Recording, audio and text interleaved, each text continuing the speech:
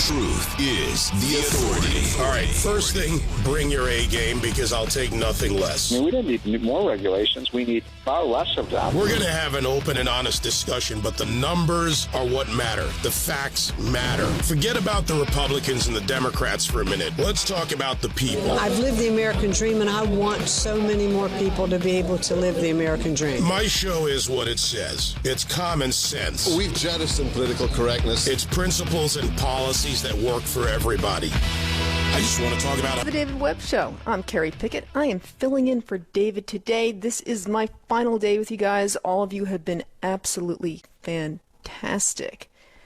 Now, you guys, over the next few months, you will hear why opposition to legislation, any legislation, coming from the White House or Republican leaders is racist.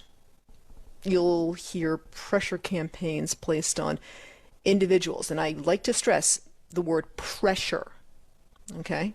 But pressure campaigns placed on individuals, corporations, state legislatures, counties, schools, cities, towns, even entire nations, regardless of the circumstances, to pull them into a situation and say something or do something that they may not necessarily believe.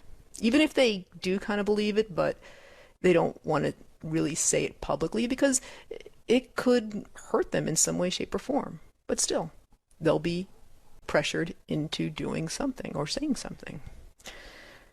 Georgia's election law has already been passed and signed. It goes to court now. The purpose of this pressure campaign coming from the left is to affect not just the legal outcome of this court case, but also all the other states right now that are considering similar election measures in their state legislatures. Arizona is one of them, in fact. They're considering a number of election measures right now to tightening up their voting laws. But anytime the left pulls out the stops to do a nationwide effort to get people or get corporations to boycott states by pressuring them in those states to hurt the residents, because ultimately that's what they're doing. It'll hurt the residents of these communities.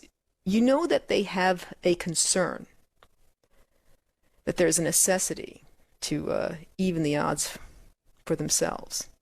Now, what do I mean by evening the odds? Yeah, perhaps they know that their own proposals are not as popular as they purport. So they have to make what is actually pretty popular, or even relatively neutral for that matter, and tell people that it's actually not popular. So they have to start a campaign. Okay? So for example, we have voter ID. The left tells us it's a racist concept. Only racists can possibly support the idea of voter ID. Never mind the fact that voter ID is used all over the world in a bunch of other nations. Okay? They've told Americans for years that voter ID is racist. Yet election after election cycle, Americans keep telling pollsters that they don't have a problem with voter ID. Just like most human beings all over the world don't have a problem with voter ID. They see it as pretty much as common sense. That's why, according to 538.com, that really right-wing site, 538.com, quote, the public strongly supports one of the other major stipulations of Georgia's new law, the ID requirement for absentee voting. That latest YouGov/Economist poll found that Americans support requiring a photo ID in order to vote absentee, 53% to 28%. And Georgians are even more supportive. 74% of registered voters in the University of Georgia and Atlanta Journal-Constitution poll backed requiring voters to include a copy of their photo ID or other documentation in order to vote by mail. Only 22% were opposed. Now there's also H.R. 1. Okay. The election overhaul legislation, the Democrats, that they've titled the, quote, For the People Act, it's only going to pass, like most of their bills this Congress, if they eliminate the filibuster. So by extension, if you don't support eliminating the filibuster, then you are also supporting Jim Crow 2.0. Again, just like the Georgia law. So Jim Crow 2.0 is the Georgia law. Jim Crow 2.0 is not supporting the elimination of the filibuster. Just by the extension of that. See? Because if Democrats can eliminate the filibuster, they can get H.R. 1 passed, and the federal law will supersede the Georgia law. But they have to get rid of that pesky filibuster, which, by the way, requires a 60-vote majority in the Senate to stop debate of any legislation before they can go to the final vote of that legislation, which then only requires a simple majority. Let me give that to you again, okay? Just so you know what exactly the filibuster is. The filibuster is, okay, legislation in the Senate. It requires 2 separate roll call votes, okay? 60 votes, then a simple majority vote, okay? And the Senate right now, it's divided 50-50 with VP Kamala Harris as the tie-breaking vote. It's not really like an ideal situation for Democrats really to be in. And they're taking a very risky gamble on it, especially since Democrats casually used the filibuster in the past. Yeah, they kind of forget that they were in the minority, and they used it a lot. That is when lawmakers use the filibuster. They use it when they're in the minority. And they're in the majority, but kind of not. They control the committees, but ultimately it's only when Kamala Harris comes in and breaks the tiebreaker there, or rather breaks the tie there. That's it. And their so-called majority may not last after 2022. So how is it really to say how racist the filibuster is now? But do the American people buy that? Do the majority of American people even know what the filibuster is? Really? I mean, according to a YouGov Yahoo poll, or Yahoo News poll, 36% of adults support ending the filibuster, while only 27% oppose it. Okay, that's the difference of 9%? But a huge 37% are unsure. You know why they're unsure? Because they probably don't know what it is. That's okay. I don't think they're stupid. Most people have other jobs. The majority of people have other jobs outside of government. They don't pay attention to what the filibuster is. I get it, okay? That may be because only 34% of adults say they don't know a lot about about how the filibuster works. Well, duh. 40% say they've heard of the filibuster but don't know how it works. While 26% say they know nothing about the filibuster. Exactly. Which is why Democrats are just going around saying, well, the filibuster is racist. And they pretty much know that people aren't going to do their research and find out that Democrats have used the filibuster way more than the Republicans have ever used it. So if you're pulling your hair out over why President Biden and other Democrats casually called the Georgia election and the filibuster Jim Crow 2.0, what they're doing right now is attempting to bring over people who either don't know much about the law or the issue itself, or sow seeds of doubt and shame in the minds of people who disagree with them. This is a campaign for the Democrats. They're not a news outlet, so don't expect them to do any retractions anytime soon. Okay? This is this is something for them to, tell people, well, you may not know a whole lot about the filibuster. You may not know a whole lot about the Georgia law, but we're going to educate you about it. And here's what it's about. We're going to get to you before the right gets to you. Okay? Because these are the facts. All right. And they're going to count on you not to do your research, or they're going to count on people who aren't even political not to do their research. That's what they're pretty much putting all their eggs in a basket for. Okay? 866-95-PATRIOT, 866-957-2874. Look, I wouldn't be necessarily too concerned because a number of these state legislatures are still going forward with these particular pieces of legislation. And right now, what we are also seeing today, the Senate parliamentarian, Elizabeth McDonough, is expected to issue a ruling today on Senate Majority Leader Chuck Schumer's request to reuse the fiscal year 2021 budget for one more fast-track reconciliation bill, according to a source familiar with the situation. This is from Punchbowl News. Okay, this is a new news outlet. Schumer's request is being closely watched by Republicans in the White House. Now, if the parliamentarian agrees, then Senate Democrats will get multiple opportunities this year to pass the American Jobs Plan. This is the infrastructure bill. Now, once again, why am I jumping into this right now? Because if Republicans, if anybody else, state legislatures, if they oppose this, you're racist. Racist. See? This is a very important piece of legislation that is coming from the White House, that's coming from Democrats. They are going to be pushing this very, very hard. This continues. Schumer's request is being closely watched by the Republicans in the White House, and if McDonough agrees, then Senate Democrats will get multiple opportunities this year to pass the American Jobs Plan and other legislation with a simple majority rather than 60 votes.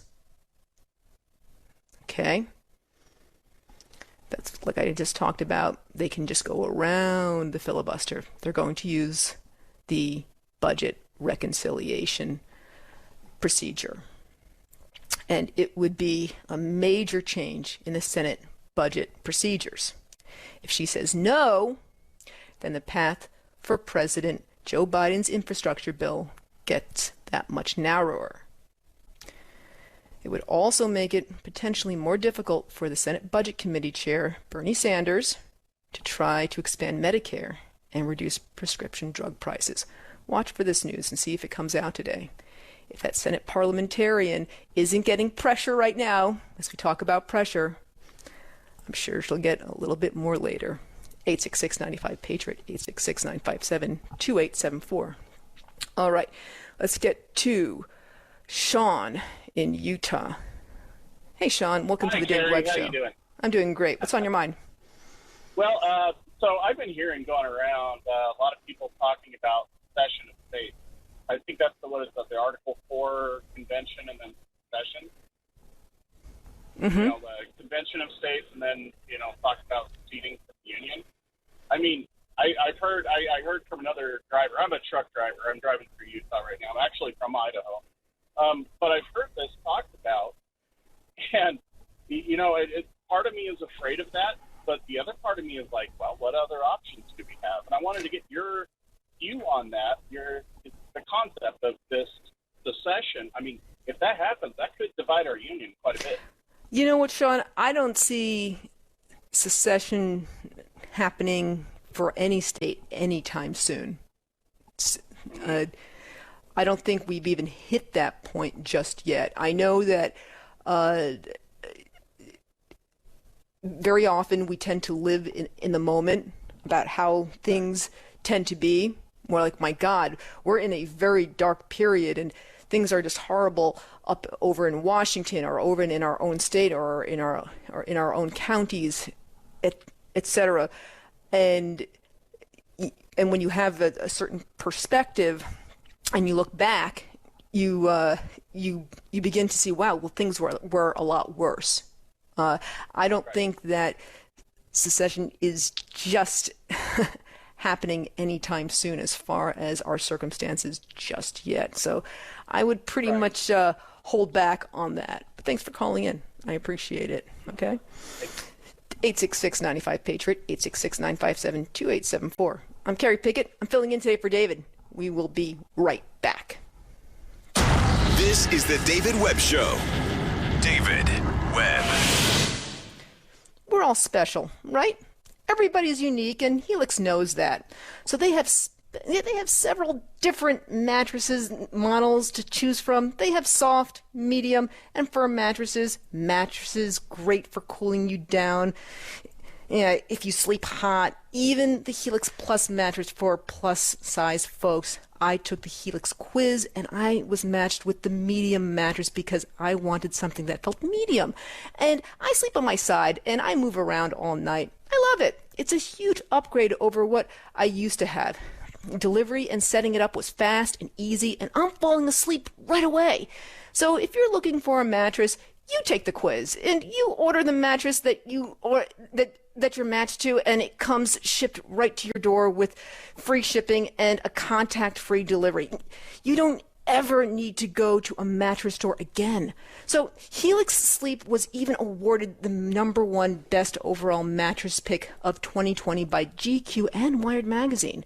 They have a 10-year warranty, and you get to try your mattress out for 100 nights free, and actually, or 100 nights risk-free, rather. And Helix mattresses are shipped right to your door completely free. They'll even pick it up for you if you don't love it, but you will. Right now, Helix is offering up to $200 off all mattress orders and 2 free pillows.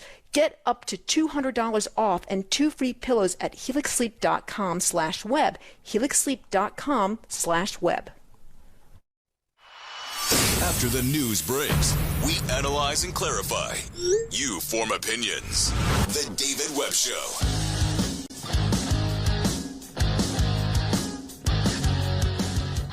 And we're back with the David Webb Show. I'm Carrie Pickett, and I am with you guys today, and I am going to talk about all sorts of amazing things that you will want to talk about as well, including voter ID. And that's why we are going to be talking with Kelly from North Carolina.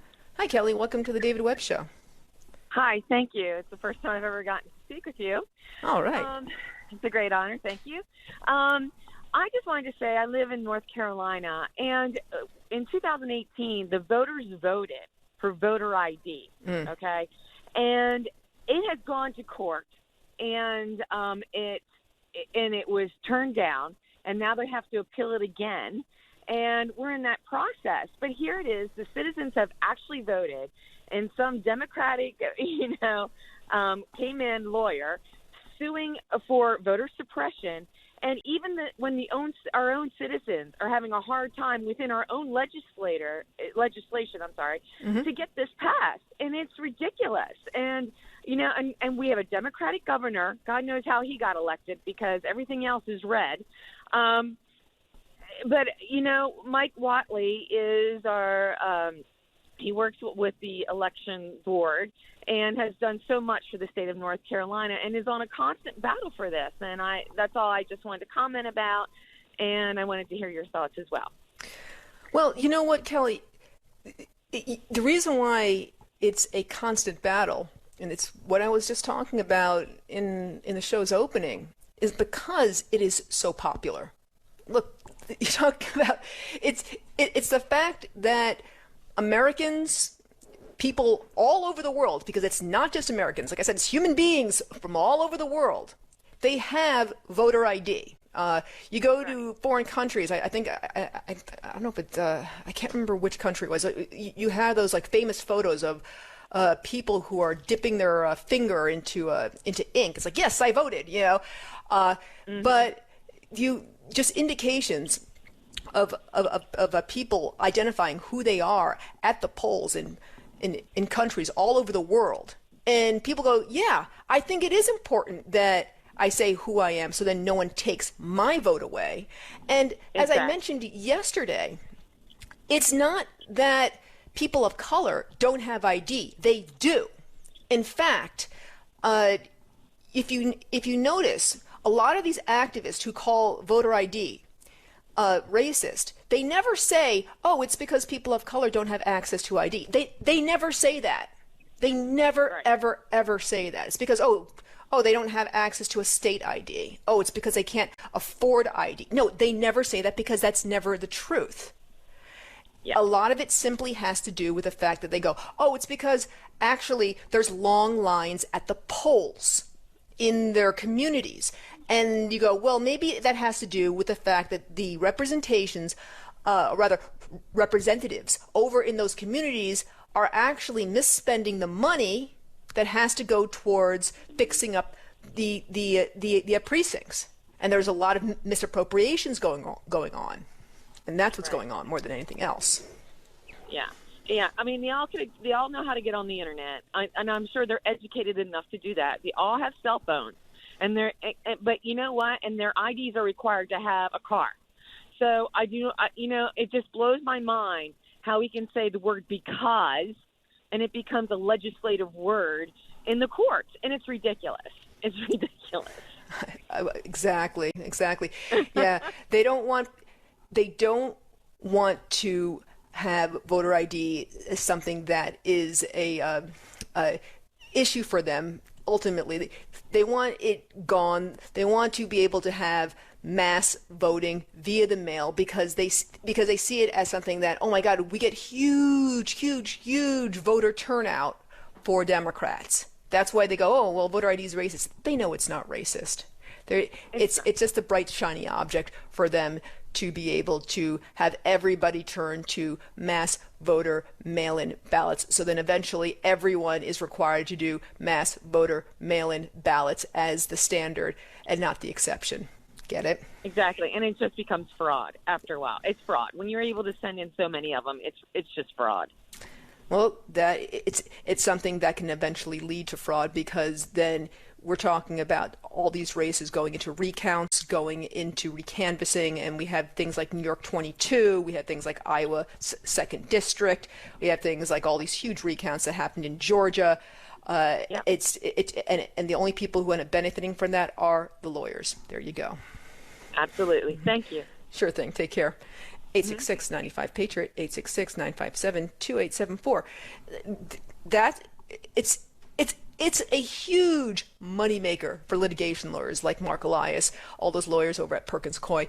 This is something that the lawyers love because they can do months and months and they can put in all those hours of work in those recounts. I mean, you're talking about like all these slip and fall lawyers. They can go, no, we can become election lawyers instead. This is like a huge industry for us. They can make millions upon millions of dollars in these recounts. I mean, they're thinking about all this money that they can possibly make. Why do you think the Democrats are thinking about, you know what, forget about people going in to vote with the voter ID. They know it's not racist. Like I said, they know it's not racist. They want to make in-person voting the exception, not the rule. They're trying to kind of switch it around. There you go. 866-95-PATRIOT, 866-957-2874. But unfortunately, this is something that is not getting into the minds of the media, so they have to do a lot of these pressure campaigns coming from the media. So what they're doing is scaring people, and from people over in places like CNN, they are having them send out their reporters and saying, no, this is just like Jim Crow. Cut 5. There are more than 250 proposed bills in at least 43 states that are aimed at restricting access to the ballot. It's being called the new Jim Crow. Here's CNN's Joe Johns. Wheel about and turn about and do just so. Jim Crow is making a comeback. The fictional black-faced character from minstrel shows who came to symbolize second-class citizenship for millions of Americans. Every time I wheel about, I jump Jim Crow. Jim Crow is also the name used to describe unequal racial segregation rules that banned black people from eating in white-owned restaurants, staying in white-owned hotels, and fully participating in the election process. Now, as hundreds of new proposals to scale back voter participation in elections make their way through state legislatures, the parallels with the past are inescapable. Okay. Jim Crow laws have nothing to do with the law that was just passed over in Georgia and the laws that are being considered over in Arizona and the other laws that are being considered in other state legislatures. And just so you know, over in Biden's own home state of Delaware, voter ID is required. There's several dozens of other states where voter ID is required.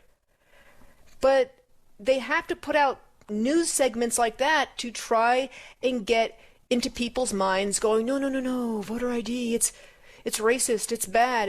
And ultimately, they're trying to make it a new norm that you are to think that, no, oh my God, this is horrible. I didn't realize that this was some sort of awful thing. And in fact, it's actually quite normal.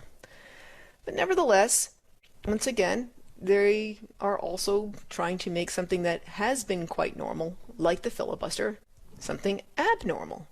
And even someone who served in a Republican administration, MSNBC, pulls on, they end up bringing one of their token Republicans who doesn't act like a Republican, that they just bring them on so they can check a box, and then that Republican comes on and then starts to do Democrat talking points. I mean, at least Fox News, when they bring on a Democrat, they actually do Democrat talking points. No, when MSNBC brings on a Republican, they do Democrat talking points, but they go, well, but he's a Republican.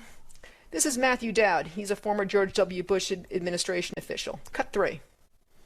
And joining us right now with more on the new restrictive voting laws is Country Over Party founder and former chief strategist for President George W. Bush's 2004 campaign, Matthew Dowd. Matthew, good morning to you. Of course, we know backlash growing over this new Georgia voting bill. We're going to show a graphic here of everything it represents, requiring an ID for an absentee ballot, limiting ballot drop box locations, banning people from handing out food and water to voters in line, and more. And you have said that we have a tyranny of the minority and not a democracy. I'm going to pull up now a graphic of the amount of people in Georgia who actually support this bill and ask if this is what you mean by that. Well, I'm great to be here. Exactly. What we have right now in this country is, including this voting rights, 75% or more of people want to make voting easier in this country. 75% or more of the people in this country want to make the minimum wage higher than it is. 75% of people or more in this country want gun reform, common sense gun reform, none of which can pass in the United States Senate right now. Not an ounce of it can pass in the United States Senate right now because of the way the structures and because of the way the rules and because of the way the traditions work. We do have a minority now in this country who are basically stopping anything from happening. So the idea of the filibuster, which was supposed to force compromise and bring us together, it's exactly achieving the opposite of it, which is it allows obstruction and allows a small minority of people in this country to block anything from happening that the majority wants. Hold on a second. Isn't this guy supposed to be, we have a George W. Bush, Republican chief strategist. Geez, maybe this is the reason why George W. Bush left his second term in complete shambles and everyone began to wonder what exactly he was doing. Because he had this guy helping him out with his chief strategy, I suppose. And he's like, oh yeah, because a filibuster is a bad idea. Seriously? Really? I mean, come on now. This is insane. It's coming up next. we have we have Representative Dr. John Joyce. He's going to join the show to discuss with us his op-ed on being a Trump Republican and going to President Joe Biden's White House and tell us what exactly went on at the White House. So don't go away. We'll be right back. David Webb. Truth is the authority. This is Sirius XM Patriot.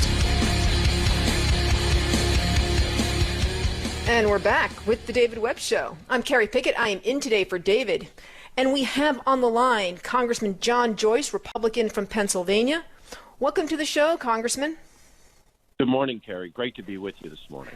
Thank you. So, Congressman, you had an op-ed very recently in your local paper talking about why you consider yourself to be a Trump Republican and why you ended up going to the White House recently. Can you talk to us about it and why you wrote this particular piece? That was very, shall I say, very bold to do, specifically in your district. Talk to us about that. Carrie, I am a Trump Republican. I campaigned with President Trump. I supported President Trump. He endorsed me, and if he runs for office again, I'll be working for President Trump again. There's no question in my mind about that. In the last Congress, I worked on the China Task Force, which gave us an opportunity to understand how right now the Chinese Communist Party continues to have impact in the United States. They have impact in our security, in our higher education institutions, in our economy, and particularly after we saw with COVID-19 in our health. So with that, when I was invited to attend the Oval Office with the new administration, I went there with the report of the China Task Force because I think this is so important that the understanding of the work that we had done in the last Congress is carried on, that we understand that Americans need to end the dependence on the Chinese Communist Party's grip on our manufacturing and return these family-sustaining jobs back home to Pennsylvania, back home to the United States. So when President Biden invited me to the White House, it was a bipartisan, bicameral congressional group. I wanted to go there and discuss the importance of bringing the manufacture of generic medicines back to the United States or into the hands of friendly allies. We specifically talked about the fact that semiconductors and microchips are not made in America. And they're a central component from the cell phones that we use to our laptops. So it was a very concise and good conversation. My message was clear. My message was, I want to bring onshore, back to America, these jobs, that we can no longer be overly dependent on the Chinese Communist Party. And I took that message to the White House, and as a Trump Republican, I am proud to have been able to take that message to the new administration. Now, Congressman, what exactly was the response from the White House? Because a lot of Trump Republicans, like yourself, are still a little skeptical that this administration is going to hold China's feet to the fire, despite what his foreign policy advisors may be saying publicly. Your thoughts? Carrie, I'm more than a little skeptical. I think that they're talking a great game. It's time to walk the walk. This isn't about politics. This is about creating jobs for America. This is about cutting the ties to the Chinese communist infiltration into not only our culture, but into our industries, into our healthcare, into our nation's economy. So I want to see that the president does live up to what he's saying, but I am skeptical. What are some of the signs right now that you're seeing that the Secretary of State, Antony Blinken, is doing right now that could be concerning to you? What are some of the things that right now the administration is doing or not doing that right now? It's a great question, Carrie. It's spot on to what our conversation was. Mm-hmm. To create the ability to have semiconductors and microchips made in the United States, we need to have rare earth elements and rare earth minerals. those come from China. They are mined. More than 90% of them are mined in China. So the capability of making those here in the United States, again, would have the control of China involved in that. So in my district, in Pennsylvania, there are currently companies that are looking how to take those rare earth elements out of the acid mine runoff from the coal mines. We need to advance American technology, American ingenuity. You and I know that. Americans have the ability to do this, and we as government need to incentivize to bring that ability to capture those rare earth elements, create those microchips and those semiconductors right here in America. That's so important. And that was the message that I would take to the White House again, and I did during my recent visit. How did they react? What did they specifically say to you when you told them that? Did they go, yeah, sure, we'll do it, we'll get back to you? I wish I would have got that response, Carrie. Mm-hmm. It was a polite conversation. We took a copy of the China Task Force final report with us to the White House so that the president would know that a lot of this work was already done, and attached to that final report was bipartisan pieces of legislation to move forward. And I'll continue to work with the administration and with people, other national leaders, and technology to counter the Chinese Communist Party. We have to be able to protect our national security. You and I know we have to be able to strengthen our economy and really restore the American way of life, the American potential for the American dream. So they didn't really seem accepting of your proposal. They seemed interested of my proposal. Oh. And again, we left the copy of the China Task Force final report with the White House. I think that this is important, that they realize a lot of this work was done in Congress and needs to be expanded upon. I think it's so important to break those ties of dependence to the Chinese Communist Party. We have made those initial steps, coupled those with legislation. There are ways to achieve this. Gotcha. Just wanted to make sure I understood that, because it isn't just the semiconductors needing to be created here in the United States, but it's also drugs, medications, obviously, other medical needs.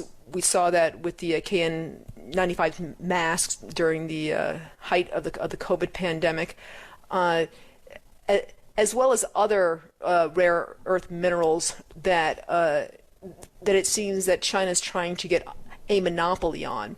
What types of other issues are you looking at as far as China is concerned that it seems that they are trying to get a monopoly on that you'd like to focus in on? Well, part of the discussion is I practiced medicine in Pennsylvania for over 25 years. Mm-hmm. And on the China Task Force, I had the ability to do that research and understand that more than 90% of the prescribed medications in the United States are generics. And yet the generics come from China, or the active pharmacologic ingredients come from China. We have to be able to incentivize the pharmaceutical industry to either create those, manufacture those back here in America, or into the hands of friendly allies. We can no longer be overly dependent on the Chinese Communist Party for doing this. We have to step up. This is the time to do it. The impact, like I said, whether it's in medicine, you make a great point, Carrie, when you discuss how we were overly reliant on the Chinese Communist Party for PPE, and yet we were able to manufacture that, whether they were N95 masks, whether they were gloves. We were able to bring that home more quickly. But with generic medications, with semiconductors, this is going to take thoughtful legislation to move forward. That was the message I took to the White House, and I proudly did that as a Trump Republican, realizing that I supported President Trump for re-election, but I sat there and calmly and concisely presented to the current administration why it is so important to bring those jobs home. Now, what other members of Congress, or rather, were there with you? The other member of Congress was Representative Mike McCall from Texas, who was the chairman of the China Task Force. A brilliant leader who talked more along the lines of the semiconductors. I talked along the lines of the generic medications. I would consider that we did a 1-2 punch in this regard. And my conclusion at the end of this meeting was, bring us back, keep this dialogue going. But I want to see actions taken. The words are great. They were very accepting to what we brought to the table. But it's time to move forward with legislation, not only from House Republicans, but legislation that's supported by the administration as well. What are they looking for from Republicans? Because right now you have a huge, like multi-trillion-dollar infrastructure bill that the White House wants to move, that Pelosi is looking to move. And is there a concern that, you want this legislation, okay? And do you see this as, well, Pelosi will come up to someone like you or Congressman McCall and go, well, if you want it, we can just throw it in the bill. Is that a way that you see this going?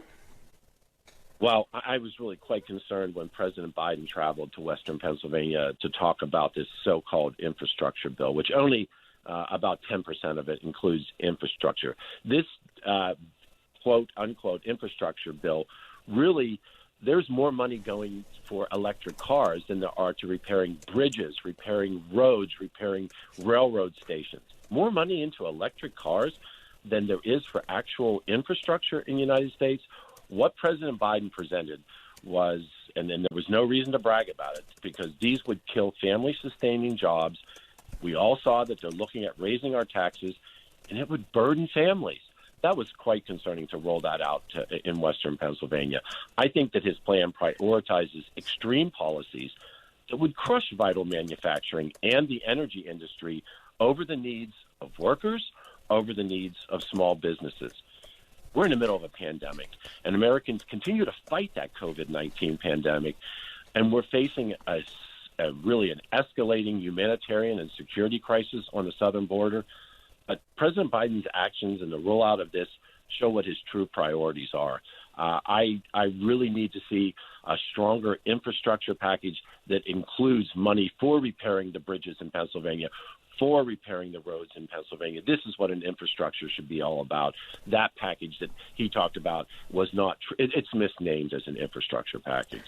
But I will continue to work. To your point, I will work with the other side of the aisle on true infrastructure reform. Mm-hmm. But that tone-deaf announcement, that's evidence that the Biden administration is more happy to push radical agendas than they are to really what we need right now in America. And they're doing it at the expense of hardworking American citizens. Okay. I was just curious because the reason why I asked that was because I know that the Biden White House is looking to see if they can get any Republicans on this infrastructure bill, so they will try to pull it. You say, okay, well, if you want your proposal, we'll just throw it in the infrastructure bill. That's how. Well, what we need to see, and you're spot on with this. What we need to see is an infrastructure bill. That's not what the Biden administration has rolled out so far. It is gravely disappointing of this all but the kitchen sink thrown into this package right now. We need to see a true infrastructure bill. That's what I want to pay attention to. Understood. Got you. Congressman John Joyce, Pennsylvania Republican, and you like to make sure that you are known as a Trump Republican. Thank you very much for joining us here on the David Webb Show. I'm sure David will have you back again. Thanks. Carrie, thank you very much. Have a wonderful Easter. Absolutely. 866-95-PATRIOT, 866-957-2874. All right, let's get to John in Georgia. Hi, John. How you doing? You there? Good, Carrie. How are you this morning? I'm doing great. What's on your mind? Well, Carrie, first of all, happy Good Friday to you.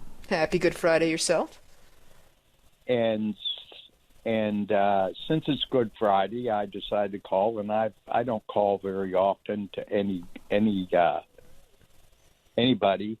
Okay. But what's on my mind is what's been happening for the last 100 years. And that is basically you have people in the government, mostly Democrats and some Republicans as well, who are collectivists. And what I mean by that is they want a collective of people and not a collective of states. And I say the last 100 years because what the collectivists want to do is they want to transform this country into a collective of people and not states. And they've done everything to undermine the state's authority that they possibly can. First of all, by personal income taxes. Next, by doing away with the state legislatures appointing the senators. And finally, in this last election, whether it was legal or illegal, undermining the electoral process by attacking the specific states that were swing states. And their whole goal, whether people want to realize this or not, is to ultimately have a two-class system, that is the ruling class and the ruled class. And unless we stop them somehow, they're going to do that because their whole goal is to, A, collect people, B, collect money, and C, collect power. And the power that they use is to collect more people and more power and more money. Well, it's always about a power grab, John. You definitely got that right. And something that people should definitely look out for. Thanks for calling in, John. Good call. 866-95-PATRIOT, 866-957-2874. Look, everyone is concerned about this. We're looking out on all these issues, but we will be talking to you about the Georgia law as well as the filibuster, so don't go away. We will be right back.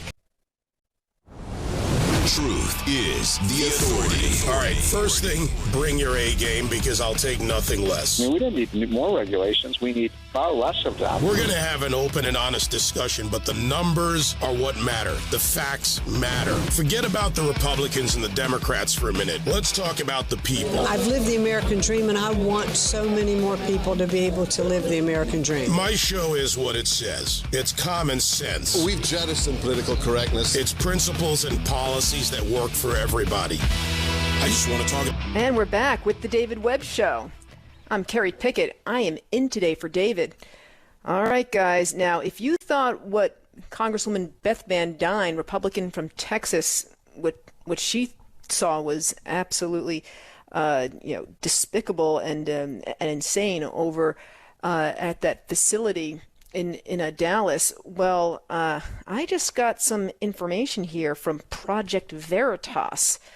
According to this new video, a new CBP insider provides never-before-seen footage of the conditions illegal immigrants are facing under the Anzalduas International Bridge in McAllen, Texas. Migrants of all ages can be seen lying on dirt in tight quarters with only space blankets provided for warmth. The story comes on the heels of Project Veritas's exclusive images from a detention facility in Donna, Texas, which eerily mirrors the conditions at the Anzalduas International Bridge. So go check out Project Veritas's new video. I'm sure it will be very interesting. So we're going to check out a couple more of your calls, and then we're going to jump on over to the infrastructure issue in a second. So let's hit Tricia over in Buffalo. Hey, Tricia, what's on your mind? Hi, Carrie. Hey. Thanks for taking my call. Sure. A few thoughts. One of the things that I give President Trump credit for is waking up the citizenry to the political process, which I think is a great thing. The COVID lockdown here in New York State afforded me the opportunity to watch all of the post-election hearings in Georgia, Arizona, Michigan, and PA, rather than relying on mainstream media as my source of information. And one of the things that I really understood more and more was the differentiation between voter fraud and election fraud. Project Veritas, some years back, did an investigation in our town, in our city of Buffalo, about people on our voter rolls who they checked out the voter rolls here, and then they went down to the addresses where those people actually lived. Some had been living in Florida for 20 years, had never been back to Buffalo, but they had voted on record here every election. Oh, Project wow. Veritas went to their front door, knocked on their door, said, well, did you do absentee ballot? No, never voted. I've never been back to Buffalo. So I bring that point up because earlier in your discussion, you talked about voter ID and purging voter rolls. And I'm wondering if, that what they found here was that voter fraud or election fraud, because I don't think it's so much a case of people who are registered in multiple districts. I think it's people accessing those names and voting for them, which is basically what Project Veritas found. With the upcoming elections, we really, I think, are suffering from strong lack of confidence in our election process. It's very true. I've lived overseas. I've lived in the midst of a coup. I just know how fragile and how quickly we can reach a tipping point. I just want to know what are concrete action steps we as citizens can take? Because as your previous guest described, we have very little access to our elected officials. Very, very little.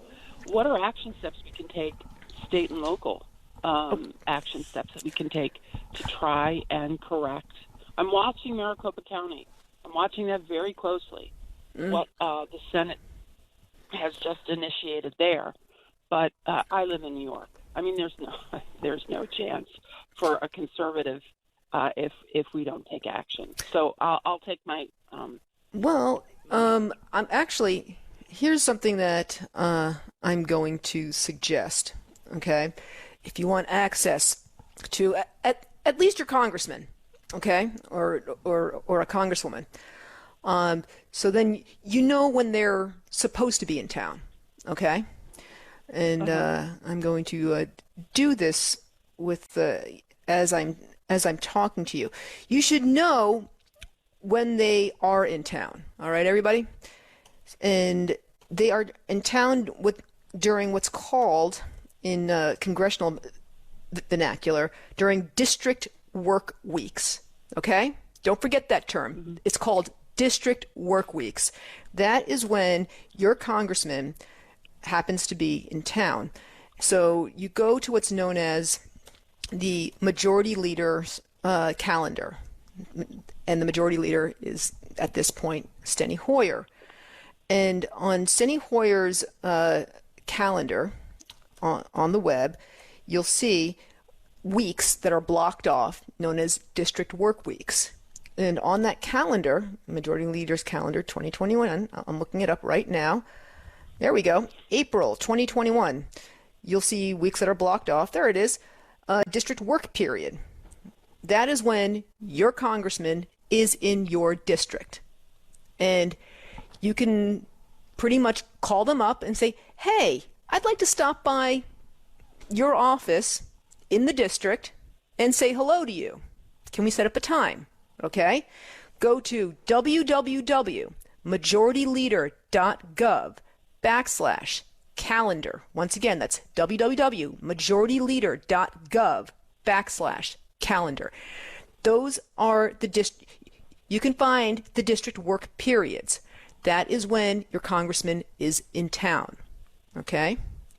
So if you want access to your congressman, and look, if your congressman doesn't have to be directly in the office, then speak to the person, like the director who is in charge of that office.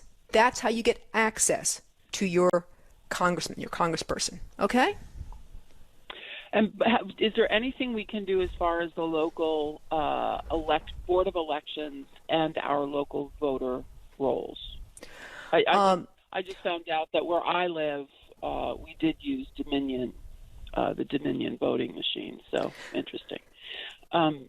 Yeah, I mean, is there any course of action I can take regarding, people who are on our voting rolls who are, quote, voting and are no longer either alive or living in that district? Well, I don't know if there's much you can do about which machines you're doing right now, or rather, which machines that are being used right now in your district. But if you are curious about the goings-on in your precinct, your best bet really is to get involved with your county board of elections and basically talk to them, see where exactly you fit in there. See? Because every district is going to be different. So in Buffalo, for example, and which county are you in, Tricia? Erie County. Yeah. So I would just contact the Erie County website and ask the officials there. It's plain simple. That's all. All right. All righty. Well, thank you for your time. Yep. Have a great day. Absolutely. Take care. Bye-bye. 866-95-PATRIOT, 866-957-2874. Look, there's lots of different ways that you can get yourself involved. Best thing to do it, once again, at the local level, call your county officials, see where you can get involved. But as I mentioned before, if you want to talk to your congressman, congresswoman, like I said, majorityleader.gov/calendar. Go to the district work period. District work period is when your congressman is in town. Okay? Now, yeah, this is just a time when, as I mentioned before, when the Georgia race is going to be, or rather Georgia laws are going to be scrutinized beyond compare. You're going to see all these companies get completely, I say, shaken down. Yeah, I said it, shaken down. Don't be alarmed. I would say that they are probably going to be okay, because while a number of places are being told to boycott Georgia, the state legislature has its own response to that. So let's hear what a couple of shakedown artists are doing right now over on the media side, and how they're doing it, and how the state legislature is responding. For example, over on CBS, they're wondering, why is it that these companies aren't doing more to tell Georgia-based corporations or rather, why isn't that corporations aren't doing more to boycott Georgia? Why aren't they stepping up? Cut to. Corporate America should publicly oppose any discriminatory legislation and all measures designed to limit Americans' ability to vote, but they do not call for an outright boycott of the state. Ursula Burns, there was no call for a boycott, even though other people are calling for boycotts. Why was the decision not to go that far? Ken, this summer when there were protests after the death of George Floyd, so many companies came out of the woodwork making statements denouncing injustice, pulling out ads, commercials. In your view, is this your way of urging these companies to not just talk the talk, but also walk the walk? Oh, talk the talk and walk the walk. Gee, I wonder why. I wonder why these Georgia-based companies like Coca-Cola and Delta just put out these statements that they don't agree with these new laws that came out of the state legislature. They're complaining a lot. Cut 5. We've been covering Georgia's crackdown at the ballot box, and now a number of the state's biggest companies are facing calls for consumer boycotts. Delta Airlines faced stiff pushback on social media, accused of not having done enough to stop the bill's passage. Coca-Cola is also facing boycott threats after initially releasing a statement in part, quote, expressing our concerns and advocating for positive change in voting legislation, but falling short of taking a stance against the law. As the New York Times notes, as Black Lives Matter protesters filled the streets last summer, many of the country's largest corporations expressed solidarity and pledged support for racial justice. But now, with lawmakers around the country advancing restrictive voting rights bills that would have had a disproportionate impact on black voters, corporate America has gone quiet. Corporate America needed to do better. Yeah, and I frankly expected some of those big corporations to do better. As corporate citizens, I have to wonder what it's like for those companies based in Georgia to think that people in their workforce are walking through their doors saying, my company does not care whether this state is going to deprive me of my right to vote, as though this is, 1880 or something. The Republican Party has just become an empty shell for the gaining and keeping of power by a rapidly diminishing group of white conservatives who fear being pushed out of the national debate because they have nothing to offer. And so this is all they've got left. Ooh. So, as I mentioned before, on one end, you have these activist groups who are demanding, and activist groups including CBS, along with leftist organizations who are demanding that Delta and Coca-Cola, etc., boycott Georgia. And Delta, Coca-Cola, all these places put out these really nasty grams about the Georgia laws. But they want more. They want boycotts of Georgia. The problem, though, is that the state legislature in Georgia has certain powers too.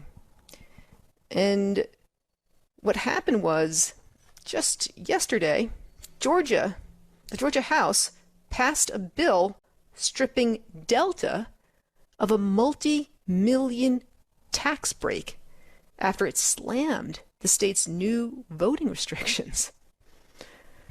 The Georgia Republicans voted to strip Delta Airlines of a jet fuel tax break worth tens of millions of dollars after the company U-turned to unequivocally condemn the state's widely criticized voting restrictions. This is coming from Forbes, joining a growing list of executives who have criticized the new restrictions amid a debate over boycotting Georgia's biggest companies. So, you see, that's probably why a number of these companies are like, okay, maybe we shouldn't be biting the hand that actually feeds us. See? Because at the same time, you had the Democrats up on Capitol Hill who are also saying, oh, yeah, and we're going to hike the corporate tax rate. We're going to hike it, but we also want you to boycott Georgia. And the Georgia state legislature is like, be careful, because if you do this boycott, we're going to also have fun with you too. It puts these corporations obviously in very weird spots. And now they're thinking, maybe we shouldn't go that political. Maybe we should just shut up. But if we shut up, we're also in a tight spot. Maybe we should rethink our strategy here. 866-95-PATRIOT, 866-957-2874. I'm Carrie Pickett. I'm filling in for David Webb today, and we'll be right back. Speak your mind. Speak your mind. The David Webb Show, 866-957-2874. And we're back with the David Webb Show. Okay, guys, we talked a little bit about this infrastructure bill and the fact that it's not necessarily really that much of an infrastructure bill like the so-called COVID relief bill, the multi-trillion-dollar COVID relief bill that passed just recently. And we talked about a little bit that was likely going to be in it yesterday. But we have a little more information now since it was officially released yesterday. Our friends over at the Foundation for Economic Education, they have a list of the 9 crazy examples of unrelated waste and partisan spending in Biden's $2 trillion, quote, infrastructure proposal. This is done by one of my former colleagues, Brad Palumbo. So he gives us a very interesting list that the Biden administration has given us. So, number 1, $10 billion to create a civilian climate corps. The Biden administration proposes spending $10 billion to create a civilian climate corps. The White House claims that this $10 billion investment will put a new diverse generation of Americans to work conserving our public lands and waters, bolstering community resilience, and advancing environmental justice through a new civilian climate corps. Number 2, $20 billion to advance racial equity and environmental justice. The proposal sets aside a whopping $20 billion more than the latest COVID package spent on vaccines for a, quote, a new program that will reconnect neighborhoods cut off by historic investments and ensure new projects increase opportunity, advance racial equity and environmental justice, and promote affordable access. Number 3, $175 billion in subsidies for electric vehicles. Okay? A technology novelty so good it won't catch on without hundreds of billions in subsidies. At least that's apparently what the Biden administration thinks, as its infrastructure proposal earmarks a, quote, $174 billion investment to win the electric vehicle market. The spending will take the form of manufacturing subsidies and consumer tax credits, which historically have benefited wealthy families the most.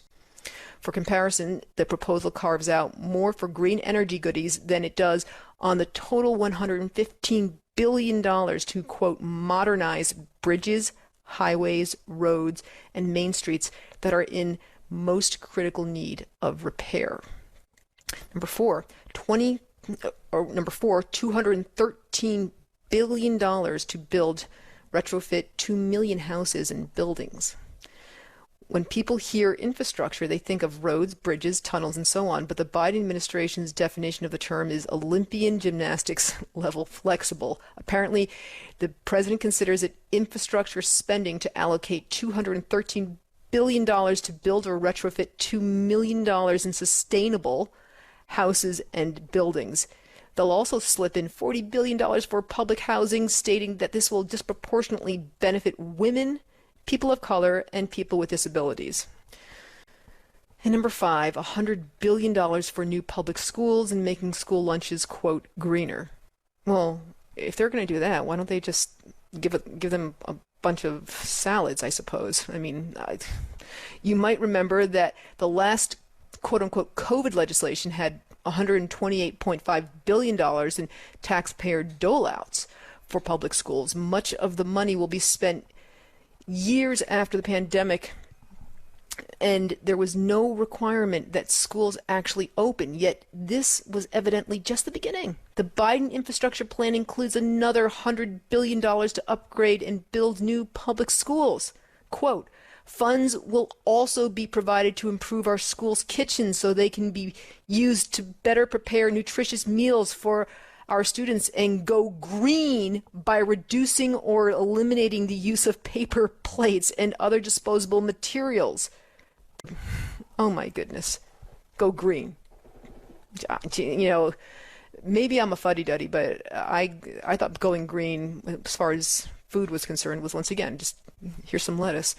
All right, number 6, $12 billion for community colleges. One generally thinks of infrastructure and higher education as separate, distinct sectors, yet the Biden infrastructure plan slips in $12 billion for states to spend on community colleges. Number 7, billions to eliminate racial and gender inequities in STEM. All right, that's science, technology, engineering, and math. So the proposal includes several $billion allocated to reduce supposed racial and gender inequities in STEM. What this has to do with interstate infrastructure is not adequately explained. Oh, jeez. Number 8, $100 billion to expand broadband and internet, or rather to expand broadband internet and government control of it. Loosely lumped under the broad term digital infrastructure, the plan allocates $100 billion to bring affordable, reliable, high-speed broadband to every American. Interestingly, the proposal openly states that it wishes to promote government and NGO control of broadband and push out private sector providers. It prioritizes support for broadband networks owned, operated by, or affiliated with local governments, nonprofits, and cooperatives providers with less pressure to turn profits. Okay, so that is Biden's $2 trillion infrastructure proposal. Did you even think about roads and bridges and potholes during that entire list? Did that even come to mind at all when I was reading that list? I mean, when I was reading it, I was thinking to myself, my God, this just seems like a leftist smorgasbord pot of gold. And if they can just wrap it up and say, oh yeah, by the way, we'll just fill a couple of potholes here and there. That's what that is. That's exactly what that is. 866-95-PATRIOT, 866-957-2874. Okay, let's get to Larry in Florida. Hey, Larry, what's on your mind? Hello? Hey, how you doing? Can you hear me? I can hear you. Can you hear me? Yeah. All right. I got a question for you. All right. I'm a truck driver. I've been driving for 35 years. Mm-hmm. It seems like to me that they are attacking the lifeline of America. You have the oil they have attacked. Now they're attacking the trucking industry with the PRO Act. Like myself, I have a lease purchase truck. Mm-hmm. I have probably $25,000 or $30,000 invested in my truck. Mm-hmm. I just bought a new house. I'm doing really well with my truck. I work for one of the largest companies in the world, in America. All right, so Chuck Schumer and Nancy Pelosi, they don't allow lease purchases in California and in Washington and Oregon and all that crap. So now the bill is going to say that people like me, independent driver, that has his own truck, if it's a lease purchase or if it's a lease truck to a company and you're working for a company, that you can't do that no more. You have to go and you have to get your own authority, which costs about $10,000. And not everybody can just pull that out of their pocket. Lease purchases are going to be totally illegal in the United States. Leasing a truck is no different than leasing a car, except for with a truck you make a profit off of it, a car you make a loss. But I'm not getting why they're attacking the farm to the table. And people don't understand, the American people don't see this. And the only way you would see this is if you were a truck driver. So what's going to happen is the American people are going to end up losing out on everything because we're going to lose 100,000 truck drivers through all this because truck drivers aren't going to go and spend the money to pay off their truck. So like me, I'm buying my truck through the company, so I have to give my truck back, lose $20,000 to $30,000 on top of that. Plus, I lose my house. I have 3 kids. I lose my car and everything because they're taking my job from me. Okay, I'm already paying $2 a gallon more, almost $2.20 a gallon more for diesel fuel in 3-month term that they've been in office. When Trump was in office, I paid for 4 years. I paid anywhere from $2.14 to $2.20 a gallon for diesel fuel. When Trump left office, he wrote all the American truck drivers on a platform a goodbye letter and a thank you letter for all of our hard work and essential workers. Okay, so what's going to happen to the American people when these trucks shut down and they disappear? Okay, Larry, I'm going to cut in here for a second here. Yeah. You're talking about, once again, just so people know what you are discussing, all right? You're talking about the PRO Act, okay? Yes. This is the protection, Protecting the Right to Organize Act, otherwise known as a pro-union labor bill. It's a bill to basically unionize gig workers, workers who are freelance, like you, so to speak, such as you can take someone who's a contract worker who they are forcing into unions. California has a bill just like this, and it was known as AB 5. And they are trying to nationalize it right now. And it already passed the House and this past year, and it expands the definition of employee and employer to discourage the classification of workers as independent contractors. And we already know that AB 5 has hurt independent truckers out in California. And puts a lot of limitations and restrictions onto independent truckers in the state. So, for example, the PRO Act expands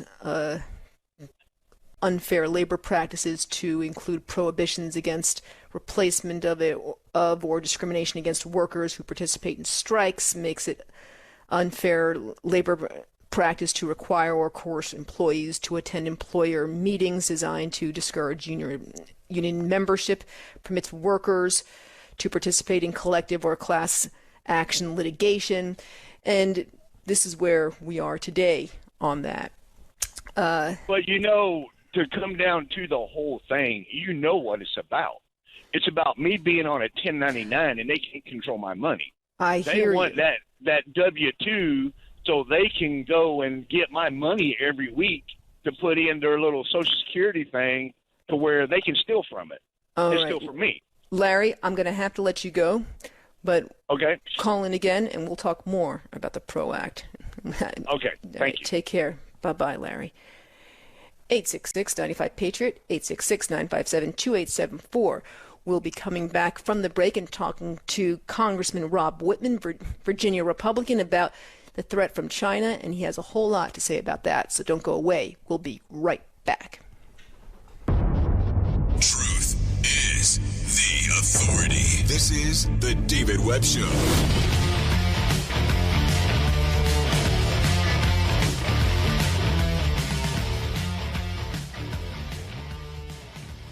Carrie Pickett, I'm in for David today. So, China on Monday fired a diplomatic warning shot at the U.S. through a new agreement between President Xi Jinping and the North Korean leader Kim Jong-un that in reality threatens grave security challenges for the U.S. in the near future. This is from U.S. News and World Report. We have on the line with us Congressman Rob Whitman, Republican from Virginia, to talk to us about discussing inviting Defense Spending Reduction Caucus to a classified briefing on the threat of China. Welcome to the show, Congressman Whitman.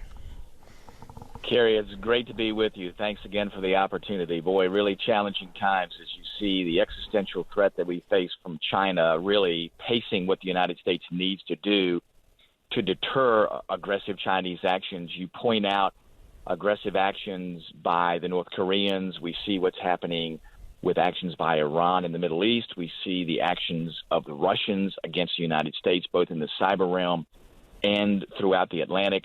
The threats continue to mount, and the last thing that we should be doing as a nation is reducing our commitment to modernizing our military to deter the Chinese, to deter the Russians, the North Koreans, the Iranians. In fact, I argue a strong military is the insurance to keep this nation safe. And history teaches us that lesson time and time again. Since the dawn of mankind, whenever there has been an imbalance between major powers, we see what happens. We see that it results in conflict. And to advocate for a 10% reduction in our military budgets as we are looking to modernize, to keep up with the threats from China, to deter them. And remember, our effort is to deter them, to keep a peaceful world. That is the insurance policy to ensure peace. Weakening that would invite aggression by China and others, I believe. You know, one of the things that became extraordinarily concerning is that here you have the Chinese who know how to find very easy weakness buttons to a push on our Secretary of State, of our Secretary of Defense, by simply telling them, hey, you're not going to push us around. You guys are a bunch of racists. You guys are, I mean, the moment they come to the table, and they automatically fold just by doing that. Or it's like they're using just the simple domestic leftist tactics that the left uses on conservatives in domestic politics, and then the Chinese go, well, hey, we can simply use it at the in like diplomatic forums. We can use it on these guys because they freeze all the time when they use it on each other. Well, that's it. The Chinese are very astute, and they are ruthless and relentless, and they will use any means possible to achieve their ends. The means make no difference to them. And if we underestimate their resolve to dominate the United States, to dominate the world, both strategically and economically, then we grossly underestimate their will and what they want to do. And Xi Jinping has been very forthright with it. As you know, a very aggressive leader. They will use what they see as any weaknesses the United States has against the United States. We need to be fully aware of what we are up against and be fully aware that they will use all means possible by which to defeat us. And that is not just strategic means. That is also domestic means. And just things like the Confucius Institutes they have formed across the nation in these college campuses, where they literally recruit folks to provide information to the Chinese Communist Party, have been a really insidious way for them to get critical information. And while little pieces of information by themselves, Kerry, may not seem to be significant, when you add those up, they are very significant. And the Chinese are ruthless when it comes to getting what they want to dominate the world. Now, let me ask you, what is the first thing that you see with this particular administration that they have already ceded to the Chinese within the first few months that they have been dealing with, as far as you're concerned, that has caused you alarm? Has it been, and I'm not talking about just, well, Biden has appointed certain people, like what actions specifically have they taken with the Chinese, or what actions haven't they taken with the Chinese that has caused you concern so far? Well, I believe that with the Chinese, you need to start off on a very aggressive and assertive footing, essentially stating to the Chinese what you will not do and what you expect from them, because they're going to be as aggressive back to us. The only thing the Chinese understand is power, and power that is projected and words that are backed up by that power. I believe the administration has not taken advantage of an opportunity to set the stage for how China deals with the Biden administration, indicating in any way, shape, or form that you want to negotiate first and then talk about what we're going to do from a means of deterring China is not the way to go about this. So I think it's been a missed opportunity early on with the administration to start from a position of strength with China and say, these are the things that we will do. These are the things that we expect from you, and we will not yield from that. And we will back up our words with actions. I think that's how you have to deal with China. And if you don't deal with them from that standpoint, if you say, oh, listen, we want to be assertive with you, but we really want to sit down and talk to you, then China will exploit that, because China looks at it to be able to kind of play out time and to say, well, we'll just keep pushing the opportunities down the road and saying, well, if you want to talk to us, we'll keep talking to you. And while they are talking and while we are talking, they're doing everything they can to advance their means by which to defeat us. So what we have to do is to say, no, sorry, we're not going to be in on that game. We're going to continue to project our power, to project our capability, and we want to make sure that you understand what our ends are and what we are going to achieve, and that is to make sure that we keep China in a position where we contest everything that they do, especially as they look to extend their reach beyond the first island chain into areas across the Pacific to the second island chain and into the Indian Ocean. And then look for partners. India is a great partner, and I've been there to meet with the Prime Minister, the Defense Minister. They want to partner with us. They see the really aggressive and abusive behavior by China in their realm, and they want to be a partner with us. Those are the things that we need to be building and show China that we are going to stand up to them. Now, what about the South China Sea? How do you see this administration, as well as Taiwan? How do you see the administration handling those specific issues right now, and dealing with the protections of those areas? Well, listen, we see their aggressive behavior inside the first island chain. I think aggressive freedom of navigation operations by the United States, and that is contesting the areas around these islands that used to be reefs but are now militarized. I mean, they have anti-aircraft weaponry there, landing strips. I mean, their idea is to project power from those reefs that are now islands.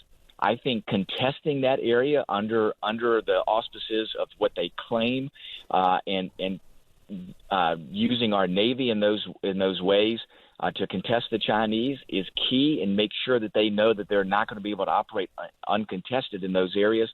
As far as Taiwan, making sure we continue to have a strong relationship with Taiwan, to send a strong signal to China that if China is to act aggressively against Taiwan, and that is to engage in conflict there, is that there will be a response from the United States. Because I can tell you, the Chinese have it on a short time frame as to what they want to do to bring Taiwan back into the PRC, and we need to stand against that and be very vocal with the Chinese as to what the consequences will be if they act in an aggressive manner against Taiwan, and that is actually go there and invade Taiwan. They have to know that there will be a price to pay for that. And listen, I understand people don't want to get into a conflict with China, but China has to be deterred by U.S. presence and by conversations with the United States that are not about capitulation, but are about stating clearly with China what we will do, and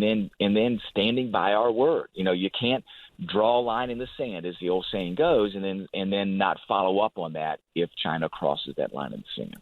Now, up on Capitol Hill, I know that sometimes you do work with the other side on some ideas as far as national defense is concerned. Are you crafting any bills in regards to national security in this respect? Are you working with Elaine Luria, for example? Well, yes, I'm working with Joe Courtney, who is my counterpart there on the subcommittee on sea power and projection forces. He's the chairman. I'm the ranking member. We are working on making sure that we stay on track to rebuild our Navy, to rebuild the capability for us to project power.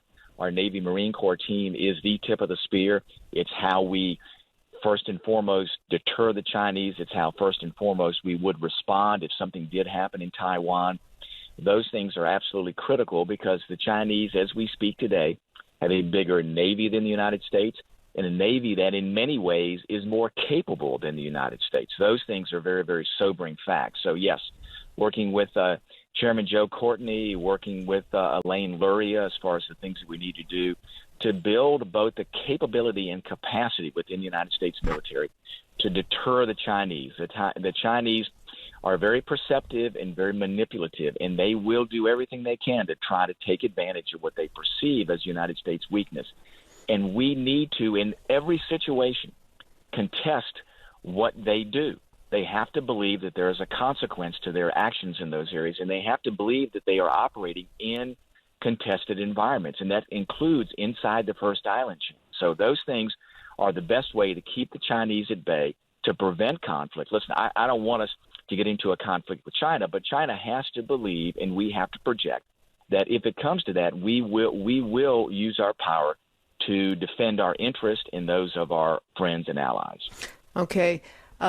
Big topic switch, but got to ask you, any concerns as far as you are concerned with redistricting in the Old Dominion?